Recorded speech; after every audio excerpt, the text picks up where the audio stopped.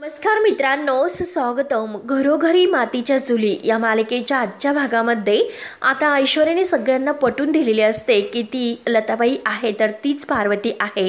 एक एक पुरावा देऊन आता तिने सगळ्यांच्या डोळ्यामध्ये धूळ फेकलेली असते. तेव्हा आता सारंग आणि आजी इतके खुश होतात आणि ऐश्वर्याचं खरंच खूप कौतुक करत असतात की ऐश्वर्या, अगं खरंच किती हुशार आहेस ग तू. शेवटी तू सगळ्यांना फसवले, एक एक पुरावे देऊन मात्र आता ती पार्वती आहे हे तू सिद्ध करून दाखवले. म्हणून सारंगसुद्धा अगदी ऐश्वर्याचं कौतुक करत असतो आणि आजीसुद्धा. त्यावर तर सारंग म्हणतो की म्हणजे काय म्हणतात, ऐश्वर्या आहेतच इतक्या हुशार. आणि तेवढ्यात तिथे लताबाई येते तर लताबाई विचारते की काय काय झाले, तुम्ही सगळेजण माझ्याबद्दल काय बोलतात. त्यावर लगेच आता आजी म्हणते की कौतुक कौतुक करतोय. अगं आम्ही तुझं सुद्धा कौतुक करतोय आणि गुंडीचं सुद्धा कौतुक करतोय. आणि हे तो आश्रमातील माणूस, आता त्याच्यामुळे सगळ्यांना काही कळेल की तूच खरी पार्वती आहे म्हणून. तेव्हा मात्र आता सारंग मुद्दाम घरातील सर्वजण बाहेर येत आहे हे त्याच्या लक्षात येते. तो बघतो आणि मुद्दाम म्हणतो की अजिबात नाही, माझा तर पूर्ण विश्वास नाही की ही बाई पार्वती आहे म्हणून. त्यावर आता ऐश्वर्या सुद्धा म्हणते की हो, मी तर मान्यच करत नाही की ही बाई पार्वती आहे म्हणून. सुमित्रा, नाना आणि ऋषिकेश सगळेजण बाहेर येतात. ऐश्वर्या घाईने आता सुमित्रा जवळ येते आणि म्हणते की आई, अहो आई, तुम्हाला ह्या बाईच्या बॅगमध्ये काही सापडले का. त्यावर त्या लताबाई मुद्दा म्हणते की म्हणजे काय, तुम्ही माझ्या सामानाची झडती घेतली का. तर सुमित्रा म्हणते की हो, अगं तू तर या घरामध्ये चोरासारखी शिरली, मग चोरांच्या सामानाची झडती घ्यावंच लागते. आणि काय ग, आमची काय चूक झाली. तेव्हा लगेच आता लताबाई म्हणते की हो हो हो, अगं माझंच चुकलं. अगं माझं घर इतक्या विश्वासाने मी तुला दिले, परंतु मला खरंच असे वाटले नव्हते तू असं काहीतरी वागशील म्हणून. आणि काय हो, तुम्ही माझं सामान तपासलं तर त्यात काही सापडले का तुम्हाला. तेव्हा आता जानकी म्हणते की हो, आणि जे काही कानातील आहे तर तिने हातात आणलेले असते आणि त्या रिंगा मात्र ती सगळ्यांच्या समोर दाखवते. आता ऐश्वर्या, लताबाई आणि सारंग या सगळ्यांना माहिती असते की नक्की ऐश्वर्याने त्यात काय काय ठेवलेले आहे. ज्या काही पार्वतीच्या वस्तू असतात त्या सगळ्या त्या लताबाईच्या बॅगमध्ये अगोदर तिने ठेवून दिलेल्या असतात. आणि जानकी आता ते सर्व काही आता सगळ्यांच्या समोर दाखवत असते. जानकी आता ते जे काही कानातील आहे तर ते समोर हातात धरते आणि विचारते की हे कुठून आले तुमच्या बॅगमधून. तेव्हा आता लताबाई जवळ येते, जानकीच्या हातातील ते कानातील आपल्या हातात घेते. जानकी विचारते की अहो सांगा, तुमच्याकडे हे कानातील आले कुठून. तेव्हा आता लगेच लताबाईला सगळं काही माहिती असते. कशा आले म्हणजे काय विचारते. अगं यांनीच मला लग्नामध्ये दिल्या होत्या, म्हणजे नानांकडे बोट करून दाखवते.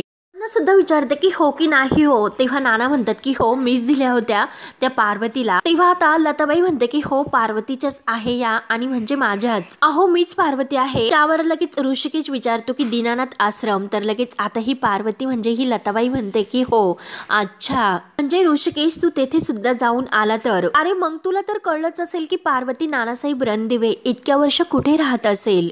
त्यावर आता सुमित्रा म्हणते की हे बघ, हे सगळं काही जाऊन दे, आणि तू पार्वती नाही, तू एक खोटारडी बाई आहे हे सिद्ध करणारी आणखीन एक गोष्ट आमच्याकडे आहे. असे जेव्हा म्हणते तर ऐश्वर्या, आजी आणि लताबाई यांना तर एखादा तिसरा धक्काच बसतो. ऐश्वर्या धक्क्यानेच विचारते की अजून कोणती अशी गोष्ट आहे आई. म्हणजे हे बघा आई, अहो तसं नाही, जे काही आहे ना ते सगळं काही तुम्ही सांगून टाका, म्हणजे हे सिद्ध होईल की ही बाई पार्वती नाही म्हणून. सांगा ना आई, मग नक्की काय आहे ते. तेव्हा आता नाना म्हणतात की हो, आपला हात पुढे करतात. पार्वतीच्या डाव्या हातावर तीळ होता. तेव्हा आता ऐश्वर्या, सारंग आणि आजी तर लगेच एकमेकांकडे बघायला सुरुवात करतात, कारण डायरीमध्ये कुठेही पार्वतीच्या डाव्या हातावर तीळ आहे असे लिहिलेले नव्हते. त्यामुळे आता याबद्दल तर काही यांना माहिती नसते. त्यामुळे मला माफ करा आणि तुमचा जो काही डावा तळवा आहे ना तो सगळ्यांना दाखवा. तेव्हा मात्र आता लगेच लताबाई थोडीशी गडबडून जाते. तर जानकी म्हणते की अहो काय झाले, तुम्ही इतकं का अगदी हात आपला घट्ट पकडून ठेवला. आमच्या पार्वती आईंच्या तळहातावर तीळ होता, आणि जर तुम्ही खरंच पार्वती आई असाल तर खरंच तुमच्या हातावर सुद्धा तो तीळ असेल, आणि जर तुमच्या तळहातावर तीळ असेल तर आम्ही सगळेजण मान्य करू की तुम्हीच खरंच आमच्या पार्वती आई आहात. तेव्हा आता ही लताबाई थोडीशी गडबडून जाते आणि खूप घाबरल्यासारखी होते. सर्वजण आता संशयाने तिच्याकडे बघत असतात. तेव्हा आता ऐश्वर्या, सारंग, आजी एकमेकांकडे बघतच असतात. तर जानकी ऐकायला तयारच नसते. जानकी म्हणते की अहो दाखवा ना, तुमचा तळहात सर्वांच्या समोर दाखवा. दाखवा। तेव्हा ऐश्वर्या डोक्याला हात लावून घेते आणि पार्वतीच्या डाव्या हातावर तीळ नव्हता की होता हे सगळं काही आता त्या डायरीमध्ये लिहिलेले नव्हते आणि हे तर आपल्याला माहितीच नाही। तर सारंग सुद्धा आता विचारात पडतो, अरे देवा, शेवटी आता हे नाटक फसलं। तेव्हा आता सुमित्रा जोरात ओरडते की अहो दाखवा। तेव्हा आता लताबाई आपला हात सगळ्यांसमोर धरते आणि आता ऐश्वर्याने तर डोळे झाकून घेतलेले असतात आणि सारंगने सुद्धा। आजी सुद्धा आता तोंड पाडून बसलेली असते, परंतु आता सर्वांनाही वाटत असते की लताबाईच्या हातावर तीळ नसेल, ही बाई आमची पार्वती नसेल। परंतु आता होते तर काय, आता मात्र ह्या लताबाईने जेव्हा आपला हात सर्वांच्या समोर धरलेला असतो तर सर्वांना एक प्रकारचा धक्का बसतो, सर्वांच्या पायाखालची जमीन सरकते, कारण तिच्या हातावर खरोखर आता पार्वतीप्रमाणे तो तीळ असतो। तेव्हा आता सारंगचा अगदी त्याला काय करू आणि काय नाही, आता मात्र भांडं फुटेल या भीतीने मात्र तो लताबाईकडे सारखा बघत असतो। परंतु जेव्हा लताबाईच्या हातावर तो तीळ बघतो तेव्हा डोळे झाकलेल्या ऐश्वर्याला तो म्हणत असतो की ऐश्वर्या, ऐश्वर्या, अहो डोळे तर उघडा। तेव्हा मात्र ऐश्वर्या डोळे उघडते आणि समोर बघते तर काय, लताबाईच्या हातावर तीळ असतो। तेव्हा ऐश्वर्या, सारंग आणि आजी यांना तर आनंद होतोच, परंतु सुमित्रा, जानकी, ऋषिकेश, नाना यांना जबर धक्का बसतो। तेव्हा लगेच आता लताबाई म्हणते की हो, हा बघा तीळ। तर नाना म्हणतात की ह्या बाईच्या हातावर तर तीळ आहे। तेव्हा आता लताबाई म्हणते की जर माझ्या तळ हातावर तीळ असेल तर मी का पार्वती नसेल म्हणून। तेव्हा आता सगळ्यांना धक्का बसतोच, परंतु ऐश्वर्या आणि सारंग एकमेकांकडे बघत असतात आणि लगेच आता ती हात जोडून अगदी रडण्याचं नाटक करते आणि म्हणते की देवा परमेश्वरा, अजून मी असं काय करू आणि तुम्हाला पटवून देऊ की मी तुमची पार्वती आहे म्हणून। आणि नानांना म्हणते की जाऊन दे नानासाहेब, अहो तुम्हाला संशय आहे की मी पार्वती नाही म्हणून, आणि जर माझ्या मुलाचा सुद्धा, ऋषिकेशचा सुद्धा माझ्यावर विश्वास नसेल की मी त्याची आई पार्वती आहे म्हणून, येथे राहण्यात काही अर्थ नाही, त्यामुळे मीच आता हे घर सोडून निघून जाते। आता रडण्याचे ऍक्टिंग वगैरे आहे ते सगळं काही अगदी परफेक्ट करत असते आणि सर्वांना आता ही पार्वती आहे असे वाटायला सुरुवात होते। निघून जाते मी, येथून निघून जाते म्हणून आता ती आतमध्ये जायचं नाटक करते आणि रडतच असते। तेव्हा आता ऋषिकेश तिला थांबवतो की थांबा। तेव्हा आता ऋषिकेश लताबाई जवळ येतो तर सर्वजण अगदी धक्क्यानेच बघत असतात। तर लताबाई आता वळून ऋषिकेशकडे बघते। ऋषिकेश आता लताबाईला म्हणतो की नका जाऊ तुम्ही। तेव्हा आता लताबाई लगेच हात जोडत म्हणते की काय रे बाळा, का नको जाऊस? अरे अजून काही परीक्षा तुला घ्यायची आहे का माझी? राहून दे रे बाळा, राहून दे। आता रडण्याची अगदी ऍक्टिंग अगदी परफेक्ट करत असते। नानांना मात्र राग येत असतो, तर लताबाई आता पुन्हा आतमध्ये जायचं नाटक करते। आता जानकी सुद्धा पार्वती जवळ येते आणि म्हणजे ह्या लताबाई जवळ आणि म्हणते की अहो प्लीज थांबा। तर आता ही लताबाई म्हणते की जानकी, अगं तू तर काहीच बोलू नकोस। अगं जेव्हा मी तुला बघितलं होतं तेव्हा तर साक्षात लक्ष्मीचा भास मला झाला होता। अगं मला वाटले होते की कोणी नाही, परंतु तू मात्र माझ्या बाजूने उभी राहशील म्हणून, माझी लेक होशील। परंतु तू तर आता रडण्याची परत आता ती अगदी खूप रडत असते आणि सर्वांना असे वाटते की नक्की हिला खरंच खूप दुःख होतंय। आणि हे बघ अगं, मी येथील घरातील प्रत्येकाच्या मनामध्ये जिवंत नाही, त्यामुळे मी असले काय आणि नसले काय, मी इथून कायमची निघून जाते आणि जाण्यातच माझी भलाई आहे, येते मी असे बोलून आता लगेच लताबाई रडत रडत आपल्या रूम मध्ये येते।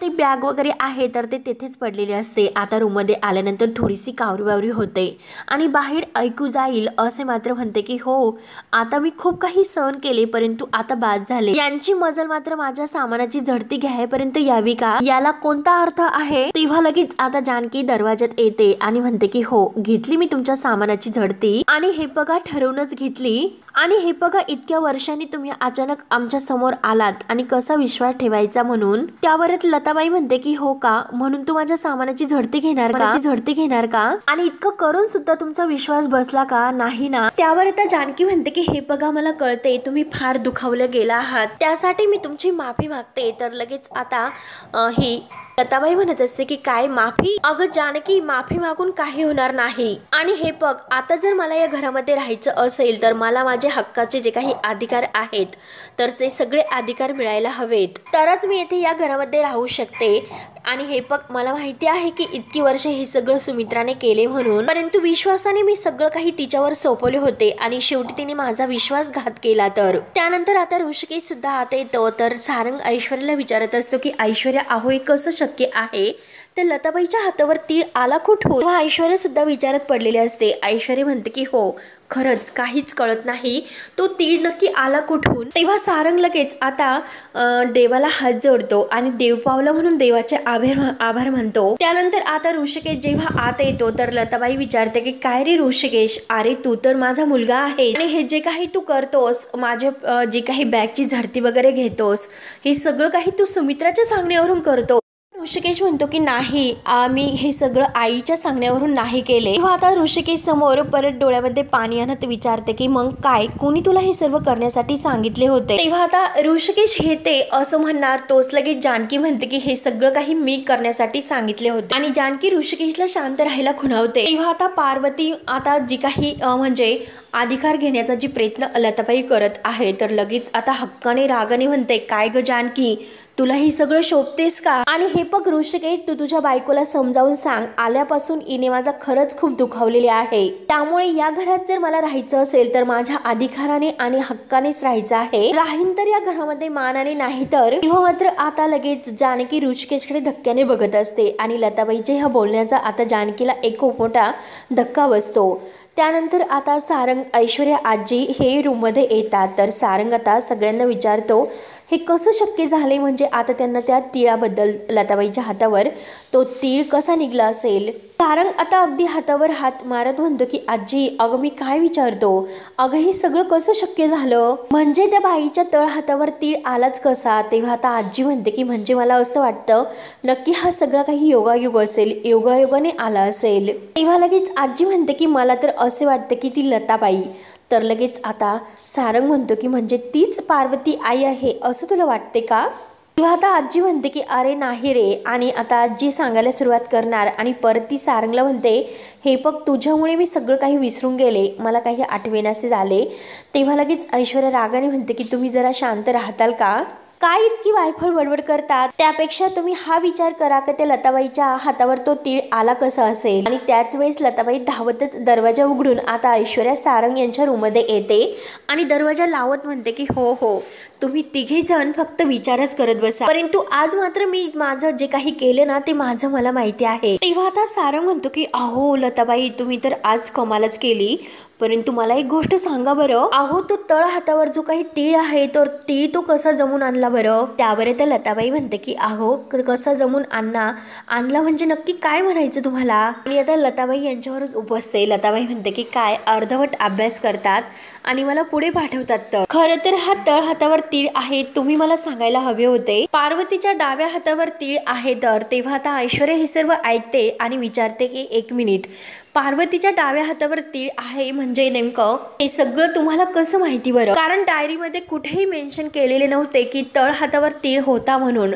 मग तुम्हाला याबद्दल कसे कळले? त्यावर आता लताबाई म्हणते की हे बघ जे अभिनयाचे नियम आहे तर ते तुझ्या लक्षात आहे ना, डोळे आणि कान हे उघडे ठेवायचे. नशिबाने ते जे काही सगळेजण एकत्र बोलत होते तेव्हा मात्र ते बोलणं मी चोरून ऐकले आणि सगळं काही चोरून ऐकल्यानंतर तेव्हा नाना जे काही सांगत होते तर ते पार्वतीच्या डाव्या हातावर तीळ होता आणि हेच आपल्याला सिद्ध करण्यासाठी पुष्कळ आहे. हे जेव्हा त्यांचा प्लॅनिंग सुरू होता तेव्हा मात्र मी सगळं काही त्यांचं हे बोलणं ऐकले आणि हे सगळे काही त्यांचं बोलणं ऐकल्यानंतर मी काय केले, काळी पेन्सिल घेतली आणि त्या पेन्सिलने माझ्या हातावर तो तीळ काढला आणि तो कसा कोरला, काय केला, हे सगळं काही आता ती ऐश्वर्या सारंग आजी यांना सांगते. तेव्हा मात्र हे ऐकून आता हे सगळेजण लताबाईवर इतके खुश होतात. सारंग म्हणतो की अहो लताबाई खरंच जी काही केलंच ना तुम्ही कमालच केली, खरंच तुम्ही किती हुशार आहात हो. तर लताबाई म्हणते की हो मी हुशार आणि तुम्ही मूर्ख आहात तर. तेव्हा आता लताबाई पुढे सांगते की हे बघा ती जानकी आहे ना, ती जानकी ती अगदी अति हुशार आहे, तिला जर टक्कर द्यायची असेल तर तितक्याच हुशारीने काम करायला लागेल. तेव्हा आजी म्हणते की हो मग. तर लगेच लताबाई ऐश्वर्याला म्हणते की ऐश्वर्या मॅडम तुम्हाला कळले का आता? ऐश्वर्या थोडंसं मनात काहीतरी बोलते तर लताबाई विचारते की काय म्हणालीस? तेव्हा आता ऐश्वर्या म्हणते की काय नाही आणि कळले मला नक्की काय ते, इथून पुढे जास्त लक्ष देऊन काम करावं लागेल. आणि हे बघा लताबाई म्हणते की मग झाले तर, आणि एक गोष्ट लक्षात घ्या मी त्या जानकीला आता बजावून ठेवलेले आहे, या घरात जर मला राहायचं असेल तर मात्र मी माझ्या अधिकाराने, हक्काने आणि मानाने या घरामध्ये राहील म्हणून. आणि हे बघा, जेव्हा मी त्यांना असे म्हटले तेव्हा मात्र ते दोघेही नवरा बायको अगदी गप्प झाले होते. एकही शब्द त्यांच्या तोंडातून निघलेला नाही. हे ऐकून तर सारंग अगदी खुश होतो आणि लताबाईचे खूप कौतुक करत अगदी म्हणतो की काय लताबाई, अहो काय सांगतात तुम्ही हे सर्व. आणि खरंच लताबाई, तुम्ही एकदम असे ग्रेट आहात हो. अहो तुमचं कौतुक करावं तितकं कमी आहे, कारण आज जे काही काम तुम्ही केलंस तर ते कौतुक करण्याच्या सुद्धा अगदी जास्त आहे. त्यामुळे मला तर आज इतका आनंद झालेला आहे, काय करू आणि काय नाही. तेव्हा आता लताबाई सारंगला म्हणते की हे बघा, कौतुक आता पुरे. आणि एक गोष्ट लक्षात घ्या, कौतुकाने माझं पोट नाही भरणार. आणि हे बघा, तुम्ही चुकला होतात आणि मी सावरून घेतले होते. याचे मात्र जे काही आता पैसे आहेत तर ते पैसे मात्र मी अगदी ठरलेल्या प्रमाणापेक्षा जास्त लावणार आहे. ही गोष्ट लक्षात घ्या. वेगळा चार्ज म्हणजे लावणार. हे ऐकून ऐश्वर्या, आजी आणि सारंग हे तर तोंडाला हातच लावतात. त्यानंतर आता जानकी आणि ऋषिकेश नानांकडे येतात आणि लताबाई जे काही आता तिचे अधिकार मागत आहे हे सगळं काही आता नानांना सांगतात. जानकी म्हणते की नाना, अहो ती बाई आहे ना, ती आता तिच्या अधिकाराची भाषा वापरायला तिने सुरुवात केलेली आहे. हे ऐकून तर नानांना आता धक्काच बसतो. तेव्हा आता ऋषिकेश म्हणतो की जानकी, तर जानकी म्हणते की अहो ऋषिकेश, तुम्ही सुद्धा बघितलं आहे की ती बाई काय म्हणालीस, ती तुम्ही सगळं काही ऐकलंच ना, की त्या बाईला आपल्या घरातील सगळे काही हक्क आणि अधिकार हवे आहेत असे ती तुमच्या समोर सुद्धा म्हणाली. तेव्हा आता नाना म्हणतात की अगं तिने हे सगळं काही मागितले हे साहजिकच आहे जानकी. अगं हे बघ, आता ती आपल्या घरापासून, आपल्या ह्या सगळ्या माणसापासून ती एका अनोळखी लोकांमध्ये राहिली. अगं अधिकार हवे आहेत म्हणजे तिला पैसा अडका काही लागत नसेल. अगं माया करण्याचं, जीव लावण्याचं, सर्वांवर प्रेम करण्याचं आणि निर्णय घेण्याचे अधिकार तिला हवे असतील. जो तिचा हक्क होता ते सगळे काही तिला मिळायला हवे असं काहीतरी तिचं असेल. अगं ती तर तुझ्या सासूच्या वयाची आहे, मग तिला सुद्धा वाटत असेल की जेवण काय करावे आणि आपण पूजा करावी आणि पूजेसाठी फुलं कोणती आणावीत, सण कसे साजरे करावेत, हे सगळं काही ठरवायला मिळायला हवं. आणि अगं असा आनंद तिला आता खरंच या मागच्या आयुष्यात मिळालेले नसेल. ती त्या आनंदासाठी अगदी पारखी झालेली असेल ग, आणि तो पार्वतीचा हक्क आहे त्यामुळे ती तशी बोलणार. त्यावर तर ऋषिकेश विचारतो की म्हणजे नाना, तुम्ही त्या पार्वती आई आहे असा विश्वास ठेवला का. तेव्हा आता नाना म्हणतात की अरे संशय घेण्यासारखं काय आहे बरं. तिच्यातील जे काही कानातील आहे ते कानातील आपल्याला सापडले, मग ते तुझ्या आईकडे सुद्धा तेच कानातील होते. अरे हे बघ ऋषिकेश, एवढंच नाही तर तिच्या हातावरती खून सुद्धा आपल्याला सापडली का नाही. अरे मग तरी सुद्धा इतकं काही तिच्याकडे सापडून अगदी पार्वतीच्या ज्या काही आठवणी आहेत, पार्वतीची जे काही ओळख आहे ती सगळी काही तिच्याबद्दल आहे, मग तरी इतकं सुद्धा असून आपण का तिच्यावर संशय घ्यायचा बरं. त्यावर तर जानकी आणि ऋषिकेशचा विश्वास नसतो. जानकी आता नानांना समजावते की हे बघा नाना, या सगळ्या काही गोष्टी बुद्धीला पटेल असे आहेत, परंतु हे बघा माझं मन मला सांगतं, माझं मन मला अजून सुद्धा सांगते की ह्या कुठेतरी पार्वती आई नाहीत म्हणून. तेव्हा आता ऋषिकेश हे सगळं काही ऐकून म्हणतो की अगं जानकी, आता वेळ वाया घालून काही उपयोग नाही. पार्वती आई आहे म्हणून आपण त्यांना एक संधी दिली होती आणि ती संधी त्यांनी सिद्ध करून दाखवली आणि सगळे काही पुरावे सुद्धा त्यांनी सादर केलेले आहे. तेव्हा आता लगेच जानकीचा विश्वास बसायला तयार नसतो. जानकी म्हणते की अहो पण.